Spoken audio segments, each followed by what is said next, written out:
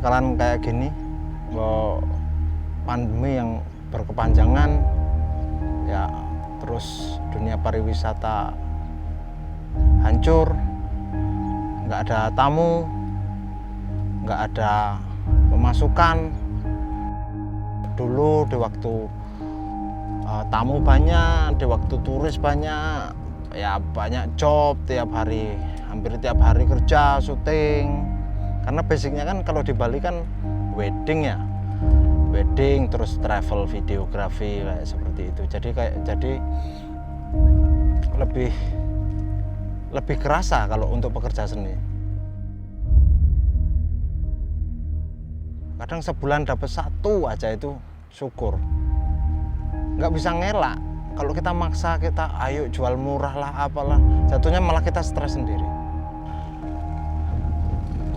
Sempat kepikiran mau jual kamera, tapi setelah dipikir-pikir sampai nggak bisa tidur. Kamera ini kan senjata bagi videografer. Masa kita mau jual senjata kita, terus kita mau jualan apa lagi? Gitu loh. Jualan ide kalau nggak punya kamera, ya bullshit juga, nggak bisa. Kita nggak bisa, mau nyewa juga mahal. Dan sementara ini banyak teman-teman nawarin, gadein kameraku dong, murah-murah aja deh. Misalkan gade ya kalau uangnya balik. Kalau enggak, misalkan gitu, aduh susah juga. Jadi pernah awal-awal pandemi, ya Bali masih buka waktu itu, tapi udah kerasa pandemi, udah kerasa. Waktu itu dapat klien untuk travel videografi. Terus kita syuting di pantai. Waktu itu semua alat di dalam mobil, ada drone, ada GoPro, ada gimbal. Kebetulan waktu itu saya masih motret sama klien di pantai. Balik-balik mobil udah dicongkel. Tak lihat-lihat di dalam gitar masih ada. Terus buka box, loh, GoPro sama drone-nya diambil. Fuck. Wah, gila banget tuh. Jadi sempat shock berat itu, sampai lama nggak 3 hari lah nggak bisa tidur, kayak nyesel. Ini udah pandemik malah alat dicolong lagi. Mau gimana lagi. Tapi dipikir-pikir memang pandemik ini merusak psikologi orang sih. Orang bisa makan karena mungkin ada badan atau asosiasi yang ngasih free makan di Banjar-Banjar, di kelurahan, di Bali. Cuman secara psikologi orang udah hilang kebiasaan. Jadi untuk melakukan kejahatan itu sangat possible, sangat mungkin.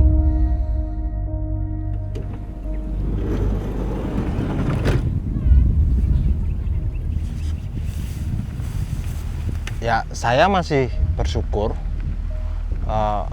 di pandemik saya masih punya armada yang dulu dipakai untuk syuting. Dan di pertengahan pandemi saya pikir-pikir kalau saya nggak bisa bayar kontrakan lagi, ya nggak tahulah, mungkin saya bisa tidur di mobil atau gimana. Dan kejadiannya gini, di waktu itu udah nggak ada job selama 6 bulan, motor udah kejual untuk makan. Dan di waktu itu kan lagi kenceng-kencengnya tuh PPKM atau apa itu lagi kenceng-kencengnya, orang nggak bisa keluar. Kadang makan aja harus sewa Gojek. Dan bisa bayangin sepinya Bali itu kayak nyepi, gila banget, kayak nyepi. Dan akhirnya ya oke lah, aku mutusin untuk pindah ke mobil. Ya mobil dijadiin rumah, maksudnya ya untuk menahan biaya hidup lah, supaya bisa bertahan. Ya ini rumah aku di waktu pandemi. Ya dalam bisa untuk tidur, bisa untuk nyimpen air di galon, bisa untuk masak. Di sini ada kompor di dalam. Ya, jadi saya kemana-mana bawa kompor. Ya, kayak gini kan kalian bisa masak. Ya lumayan sih, mobil ini membantu meringkas pengeluaran ya, karena waktu itu sempat waktu habis tinggal di mobil saya stres berat dan sampai saya potong rambut. Ya mau nggak mau saya nggak mau kalah sama pandemi. Ya intinya bertahan hidup aja lah, apa aja lah. Yang penting masih bisa berkarya ya, siapa tahu tetap ada orang yang mau hire saya sebagai filmmaker atau video maker, entah itu skala kecil, ya nggak masalah. Karena bagi saya ya film itu ya itu tempat saya ngasilin duit untuk bisa beli makan. Hampir 2 bulan di mobil berkeliaran, terus kepikiran, aduh kalau tinggal di mobil terus lensa kayak kamera jadi jamuran semua, aduh pusing juga. Jadi akhirnya aku milih untuk pindah ke kos, sewa kos yang murah ya, untuk nyelamatin alat-alat kerja. Karena alat-alat kerja kan kayak senjata nih bagi kita, kalau semuanya rusak jadi ya tambah pusing. Udah pandemi, alatnya rusak, nggak bisa kerja, aduh pusing pokoknya.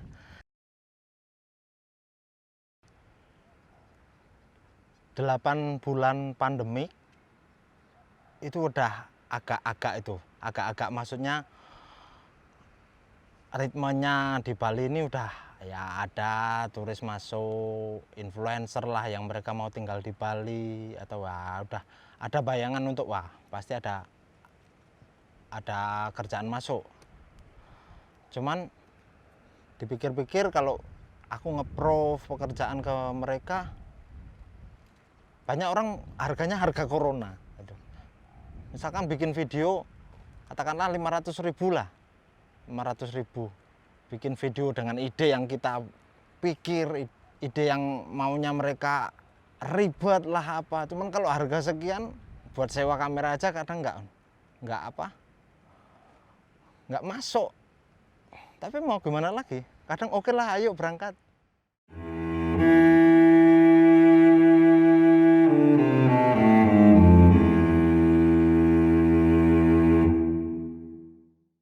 Pernah suatu ketika aku ada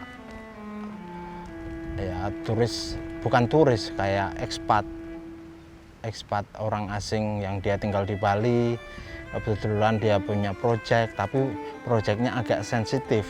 Untuk di Indonesia itu agak sensitif, kayak tentang seksim atau apa, itu kan sensitif. Bukan video porno, bukan, tapi kayak tantra atau seperti apa gitu. Oke lah, aku ambil. Ketika aku ngambil job yang itu bukan masuk di feeling aku, dan dengan budget yang terbatas aku ambil, ya jatuhnya kayak apa ya, buah si malakama juga bagi aku. Kayak aduh ini bakalan problem, bener problem. Dan klien yang aku bikin videonya ternyata dideportasi karena ketahuan sama cyber. Sempat stres aku, waduh ini video yang bikin aku mau gimana lagi. Cuman waktu itu nggak kepikiran kalau kayak gitu tuh bakalan jadi masalah atau apa. Yang aja pikiran di otak, bagaimana besok aku bisa makan gitu aja lah. Kebetulan waktu itu aku kepikiran gimana nih kalau aku jualan footage aja lah. Kan PPKM nggak begitu strict, nggak begitu apa, rule-nya nggak begitu rumit kayak di awal-awal pandemi. Waktu itu aku kerja sama orang asing, aku bikin footage, aku kepikiran untuk jual footage itu, maksudnya ke platform online atau ke mana lah, kan sekarang banyak digital platform yang bisa untuk jualan footage. Dan kebetulan aku ditawarin sama orang asing tersebut, tapi rumit juga karena per footage itu dibayar cuma 50.000. Kalau aku seharian di pantai misalkan panas-panas bawa kamera, bawa tripod, terus aku syuting orang surfing atau aku syuting orang ngapain, dan footage-nya dipakai untuk keperluan komersialnya dia, dan satu footage dibayar 50.000 kan kayaknya ya nyesek banget. Cuman di sisi lain aku mikir oke lah, ini pandemik ini siapa yang mau bertahan kok, ya dia yang menang gitu aja. Pandemik ini lumayan shock terapi lah dan pelajaran untuk kalangan pekerja seni. Ya contohnya saya sendiri, dan harapannya sih ada wadah yang di situ bisa mengayomi kita, nggak nyupot terus menerus, enggak, cuman maksudnya mengayomi kita secara, ya kita kan hidup di daerah nih, kita nggak hidup di Jakarta, kita nggak hidup di capital city atau apa, tempat yang dimana di situ banyak investor bisa invest untuk kreativitas, buang money untuk buang uang untuk kreativitas. Harapannya sih ada wadah yang bisa lah membantu untuk kita move on. Seni itu adalah senjata saya untuk bertahan hidup. Ya mau tidak mau hidup harus berjalan.